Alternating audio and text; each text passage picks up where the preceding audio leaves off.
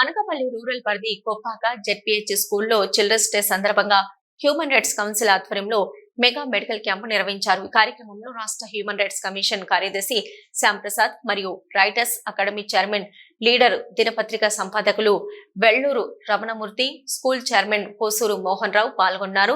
వైద్యులు విద్యార్థులకు medical checkup చేసి పౌష్టికాహారం, ఆరోగ్యం పట్ల తగు జాగ్రత్తలు, సూచనలు ఇచ్చి మందులు పంపిణీ చేశారు. మెడికల్ క్యాంప్ ఏర్పాటు చేయడం చాలా అభినందనీయం. ఎందుకంటే ఈ రోజున పిల్లల్లో పౌష్టికాహారం లేకపోవడం, రకరకాల కంటికి సంబంధించి లేకపోతే పంటికి సంబంధించి రకరకాల వ్యాధులు వస్తున్న సమయంలో పిల్లలందరికీ కూడా వైద్య సేవలు అందించాలని చెప్పి మన కిమ్స్ ఐకాన్ హాస్పిటల్ వారు ప్రత్యేకంగా క్యాంప్ ఏర్పాటు చేశారు.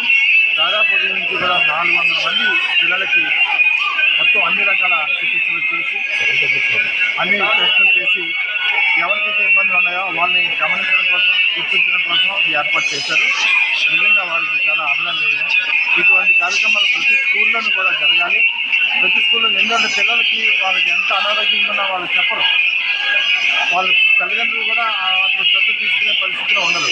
అందువల్ల పాఠశాలల్లోనే విద్యార్థులందరికీ కూడా ఇవాళ ఇలాంటి కార్యక్రమాలు ఏర్పాటు చేస్తే ఎవరికి ఏ లోపం ఉన్నా సరే ఇమ్మీడియట్గా గుర్తించడం, ఎవరికి ఎలాంటి అనారోగ్యం ఉన్నా సరే ఇమ్మీడియట్గా చికిత్స చేయడానికి అవకాశం ఉంటుంది. ఇటువంటివి అన్ని స్కూల్స్లో కూడా చేయాలని చెప్పి